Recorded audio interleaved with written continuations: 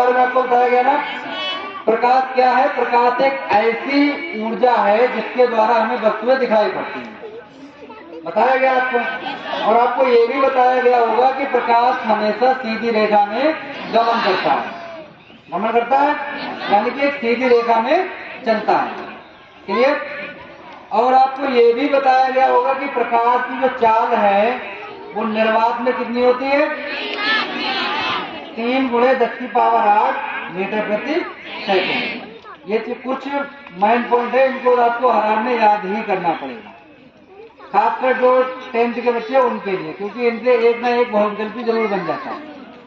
समझ में आया? तो आज हम प्रकाश से ही रिलेटेड टॉपिक लेके आए हैं आपके लिए। सबने सुना होगा प्रकाश का अपवर्तन, सुना है? प्रकाश का अपवर्तन। तो देखो प्रकाश का अपवर्तन क्या होता है ये भी हम आपको बताएंगे। अपवर्तन में हमें 2 माध्यम की आवश्यकता होती है, बता सकते हो? एक माध्यम होगा तो अपवर्तन होगा ही नहीं। अपवर्तन के लिए हमें कितने माध्यम चाहिए?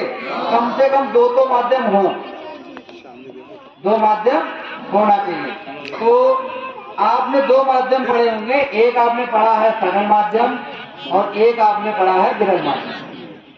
तो अगर किसी बच्चों को ये चीज पता है कि सघन माध्यम क्या है और विरल माध्यम क्या है तो वो बता सकता है, और एक विरल माध्यम है। क्लियर? आप कब पहचानेंगे कि कौन सा माध्यम सरल है और कौन सा माध्यम विरल है? एक सघन है और एक विरल। तो सघन माध्यम कब होता है? सघन माध्यम वह माध्यम है जिसमें प्रकाश की किरणें तेजी से चलती हैं, यानी कि तीव्र गति से अगर प्रकाश की किरणें चल रही है तो वो कैसा माध्यम है हमारा? जो तेजी से अगर किरणें हमारे चल रही है वो कैसा माध्यम होगा? विरल। अगर प्रकाश तीव्र गति से चल रहा है तो हमारा कौन सा माध्यम है? विरल। और अगर प्रकाश धीमी गति से चल रहा है तो वो कैसा माध्यम होगा हमारा? सघन माध्यम होगा। समझ में आया? अब देखो आपने बताया कि वायु हमारा विरल माध्यम है। क्लियर? हमने मान लिया कि वायु हमारा कैसा माध्यम है? विरल माध्यम है। वायु विरल माध्यम तब है जब हम क्या लें?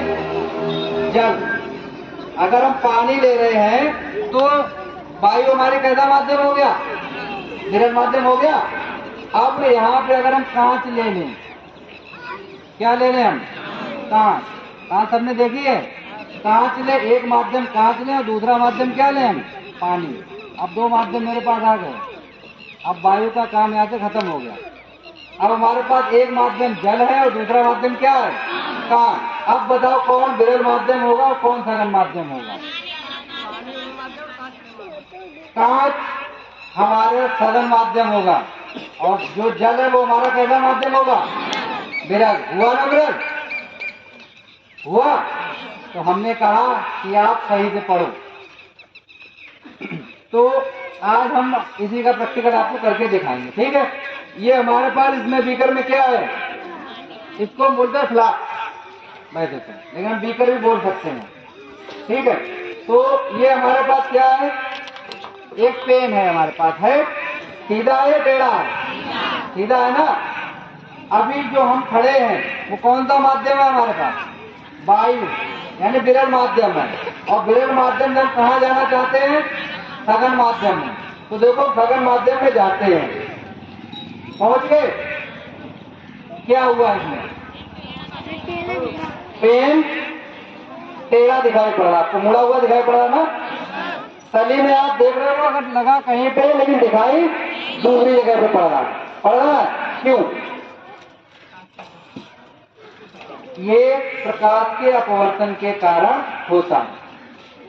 अब मान लीजिए हमको ये पेन देखना है, ठीक? ये पेन हमको देखना है तो हम कैसे देखेंगे? लाइट आप हमारी आंखों पे मारोगे या इस पे मारोगे? पेन के ऊपर मारेंगे ना हम लाइट। जब पेन के ऊपर लाइट पड़ेगी वो इस पे पड़ेगी, रिफ्लेक्शन होगा, वो लाइट हमारे ऊपर कहाँ आएगी? आंखों में, तभी हमें ये दिखाई पड़ेगा ना। अगर ये हमें देखना होता तो हम डायरेक्ट अपनी आंखों पे भी तो लाइट मार सकते हैं। हम अगर डायरेक्ट अपनी आंखों पे लाइट मारेंगे तो ये दिखाई पड़ेगा? नहीं पड़ेगा ना। तो जब हमें ये चीज देखनी है, कोई भी वस्तु हमें देखनी है, तो उसके ऊपर हमें क्या डालना होगा? प्रकाश डालना होगा। और जब हम उसके ऊपर प्रकाश डालेंगे तो वहां से क्या होगा, रिफ्लेक्शन होगा, और जो रिफ्लेक्शन होगा वो हमारे कहाँ आएगा, आंखों में, और फिर हमको वो वस्तु दिखाई देगी। अब आप परावर्तन वो अपवर्तन की परिभाषा समझ लीजिए। अपवर्तन क्या होता है, अभी हमने आपको बताया, अभी हम जो थे वो कहाँ थे, विरल माध्यम थे। तो जब हम एक माध्यम से दूसरे माध्यम में जाते हैं, ठीक है, जब हम एक माध्यम से दूसरे माध्यम में जाते हैं तो वो अपने मार्ग से क्या होती है, विचलित हो जाती है, यानी अपने मार्ग से भटक जाती है। तो इस घटना को हम लोग क्या कहते हैं, प्रकाश का अपवर्तन। तो अभी जो हमने इसमें इसको डाला था तो ये तिरछी हुई थी, यानी ऊपर जो इसका कैफ है वो किसमें है, विरल माध्यम में, और जो इसका पानी के अंदर भाग है वो कैसा माध्यम है हमारा, सघन माध्यम। उसमें ये तिरछी दिखाई पड़ रही है, जिसको ना दिखाई पड़ रही है एक बार देख ले, तिरछी है या नहीं।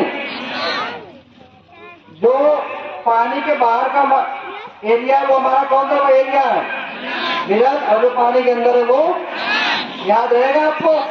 अगर आपसे कोई पूछो सघन माध्यम क्या है, तो जिसमें प्रकाश की किरणें तीव्र गति से ना चले, यानी मंद गति में चले, तो वो कैसा माध्यम, सघन। और अगर प्रकाश तीव्र गति से चले तो विरल माध्यम। याद रहेगा आपको। Thank you.